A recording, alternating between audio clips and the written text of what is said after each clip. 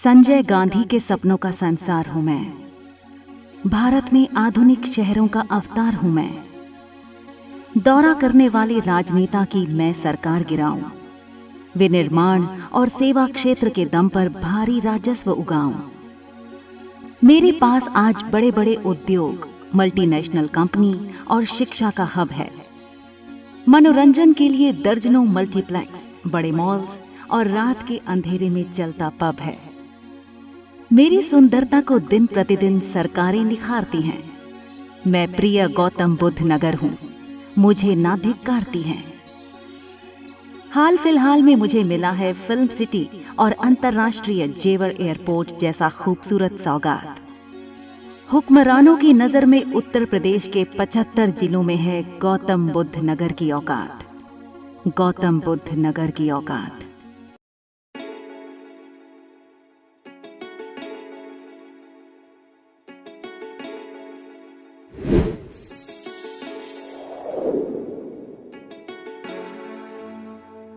तो आइए हम आपको लेकर चलते हैं उत्तर प्रदेश के चकाचौंध और खूबसूरत हरियाली से ढके सड़कों पर सरपट दौड़ती लग्जरी कार व महानगरी दृश्य से अंगीकृत गौतम बुद्ध नगर की वादियों में, जहां हम आपके साथ बारी बारी से इस शहर के सभी पहलुओं को स्पर्श करेंगे।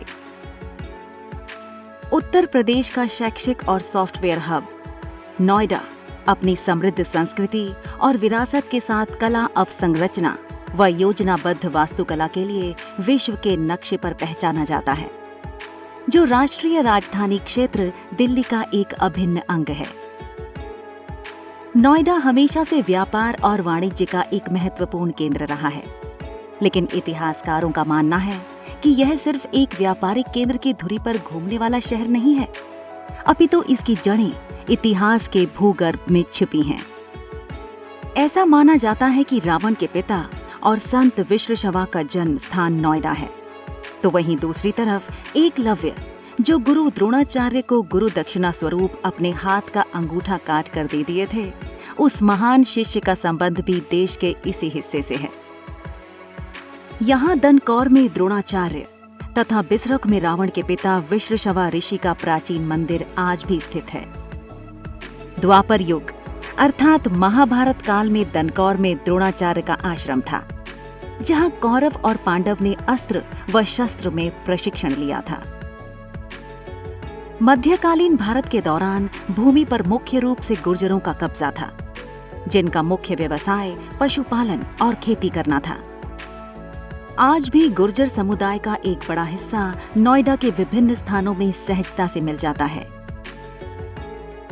ग्रेटर नोएडा गोल्फ कोर्स भी एक ऐतिहासिक स्थल पर बनाया गया है, जिसके परिसर में 11 सितंबर 1803 को ब्रिटिश आर्मी व मराठों की सेना के बीच हुए निर्णायक युद्ध का स्मारक आज भी मौजूद है, जो ब्रिटिश जनरल गेरार्ड लेक की स्मृति को दर्शाता है, जिसे अंग्रेज वास्तुविद एफ लिसमन द्वारा बनाया गया था। इसे जीतगढ़ स्तंभ के नाम से जाना जाता है। स्वतंत्रता आंदोलन की बात करें तो बड़ी संख्या में स्वतंत्रता सेनानी नोएडा से जुड़े हैं, जिनके नाम क्रमशः विजय सिंह पथिक, मिहिर भोज, श्री रामनाथ जैसे अनेकों नाम अपनी लोकप्रियता को बनाए हुए हैं।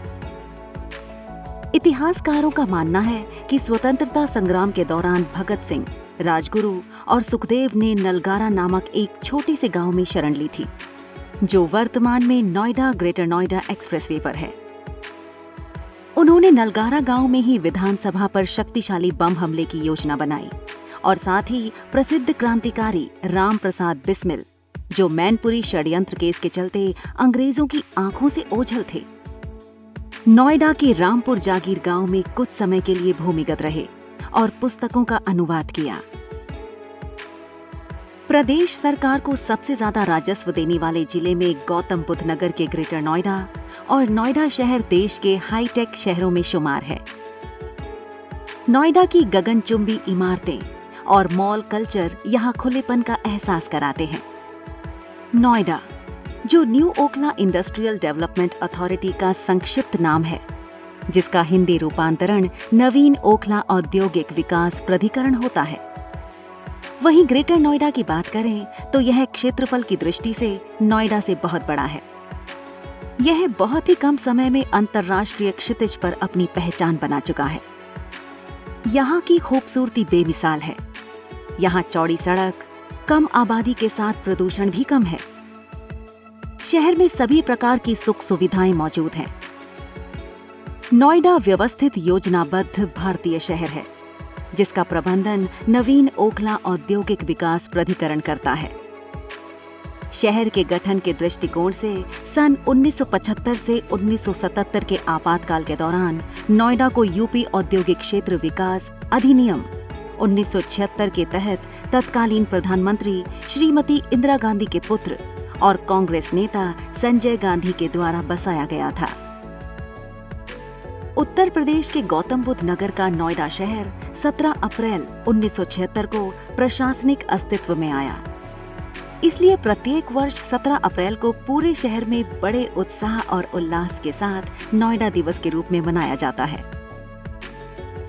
नोएडा दिल्ली का एक उपनगरीय शहर है और भारत के राष्ट्रीय राजधानी क्षेत्र का हिस्सा है, जबकि जिला गौतम बुद्ध नगर का गठन 6 सितंबर 1997 को गाजियाबाद और बुलंदशहर के कुछ हिस्सों को लेकर एक नए जिले का गठन किया गया। जिला गौतम बुद्ध नगर में गाजियाबाद से दादरी और बिसरख ब्लॉक शामिल किए गए, जबकि दनकौर और जेवर ब्लॉक को बुलंदशहर जिले से लिया गया। इसके अलावा बुलंदशहर के 18 अन्य गांव भी दनकौर और जेवर में शामिल किया गया। भौगोलिक रूप में जिला गौतम बुद्ध नगर उत्तर प्रदेश के पश्चिम में भारत के 2 मुख्य नदियों अर्थात गंगा और यमुना के बीच स्थित है। इसके उत्तर में जिला गाजियाबाद और दिल्ली की सीमाओं का स्पर्श है, तो दक्षिण में अलीगढ़ से जुड़ा है और पूर्व में यह बुलंदशहर के साथ अपनी सीमा को साझा करता है, तो पश्चिम में इसकी सीमा हरियाणा राज्य के साथ लगती है। सैडी और लोम मिट्टी के कारण जिले की प्रमुख फसलें गेहूं, चावल और गन्ना है। कुछ इलाकों में बाजरा का उपयोग फसलों के रूप में भी किया जाता है। हालांकि बिसरख ब्लॉक के तहत नोएडा और ग्रेटर नोएडा औद्योगिक क्षेत्र के कारण यहाँ आजीविका का मुख्य साधन औद्योगिक श्रमिक, तकनीकी, इंजीनियरिंग और प्रबंधन सेवाएं हैं। जिले का कुल भौगोलिक क्षेत्र 1442 वर्ग किलोमीटर है। गौतम बुद्ध नगर को 3 तहसीलों में विभाजित किया गया, जिन्हें क्रमशः सदर, दादरी और जेवर के रूप में जाना जाता है। एनसीआर के दायरे में होने के कारण जिले का विकास तेजी से बढ़ रहा है, तो वहीं भारत के लिए नोएडा और ग्रेटर नोएडा विश्व स्तर के औद्योगिक केंद्र की महत्ता को बनाए हुए है। नोएडा व ग्रेटर नोएडा औद्योगिक क्षेत्रों में कई बड़े उद्योगों को Daewoo motor, Honda manufacturing, CL, BPL, LG, HCL आदि जैसी बहुराष्ट्रीय कंपनियों द्वारा स्थापित किया गया है। अगर राजनीतिक दृष्टिकोण से देखा जाए तो नोएडा शहर को लेकर एक मिथिक भी बहुत प्रसिद्ध है। ऐसा माना जाता है कि जो भी नेता प्रदेश के मुख्यमंत्री के पद पर रहते हुए नोएडा का दौरा करते हैं, उनकी कुर्सी चली जाती है। इस मिथिक का इतिहास काफी पुराना है, जो 1988 के मुख्यमंत्री वीर बहादुर सिंह से लेकर 2011 में तत्कालीन मुख्यमंत्री श्रीमती मायावती पर आकर खत्म होता है। इसके बाद से 2017 तक उत्तर प्रदेश का कोई भी मुख्यमंत्री नोएडा नहीं आया। वहीं 2017 में भाजपा के सत्ता में आने के बाद मुख्यमंत्री योगी आदित्यनाथ इस मिथिक को तोड़कर नोएडा आए। अब देखना यह होगा कि उनकी कुर्सी का पावा आगामी 2022 के चुनाव में कितना मजबूत रहता है। पर्यटन के लिहाज से यहाँ ऐतिहासिक विरासत नाम मात्र की संख्या में सिमटे हुए हैं, जबकि आधुनिक नवाचार से युक्त स्थलों के मामले में यह जिला अपने लोकप्रिय आकर्षणों से भरा हुआ है, जिसमें एक सिटी पार्क जो विभिन्न प्रकार के जीवों की आवश्यकताओं को पूरा करता है और जॉगिंग की जरूरतों के लिए एक आदर्श स्थान है।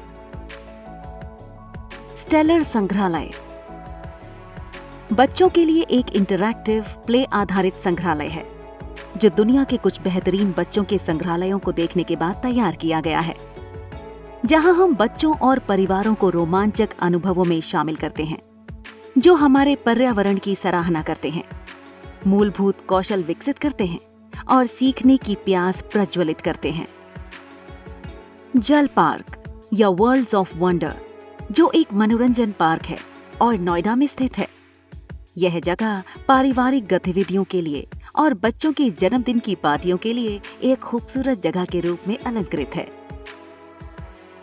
नोएडा का स्तूप 18 आर्ट गैलरी भारतीय कलाकारों द्वारा कुछ महान कलाकृतियों का प्रदर्शन करती है।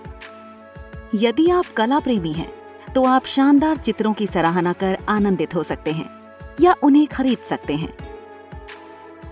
नोएडा में बोटैनिकल गार्डन देश में सबसे अधिक विशिष्ट पौधों के बहुतायत से भरपूर हरियाली का विशाल संगम है, जहां पूरी तरह से प्रकृति अपने सबसे अच्छे रूप में शांत और पौधों व फूलों की दुर्लभ प्रजातियों के साथ अठखेलियां करती है। इस जगह की प्राकृतिक सुंदरता आपके दिन को एक आनंददायक पिकनिक के लिए सही स्थान बनाती है। यमुना नदी पर ओखला बैराज क्षेत्र में एक पक्षी अभयारण्य है, जो देश भर में ओखला पक्षी अभयारण्य के नाम से विख्यात है और 300 से अधिक पक्षी प्रजातियों के लिए स्वर्ग के रूप में जाना जाता है। खासकर जल पक्षियों के लिए यह स्थान अनुकूल है। अभयारण्य की सबसे प्रमुख विशेषता नदी को बांधने के लिए बनाई गई बड़ी झील है, जो ओखला गांव के पश्चिम में और गौतम बुद्ध नगर से पूर्व तक स्थित है। ओखला पक्षी अभयारण्य लगभग 4 वर्ग किलोमीटर आकार का है और उत्तर प्रदेश के गौतम बुद्ध नगर जिले में नोएडा के प्रवेश द्वार पर स्थित है। बौद्ध अंतर्राष्ट्रीय सर्किट कई ऑटो एक्सपोज और संगीत समारोहों के मेजबान होने के लिए बहुत प्रसिद्ध है। मूल रूप से रेस कार ड्राइविंग के लिए बनाया गया यह ट्रैक एक शानदार नजारा प्रस्तुत करता है।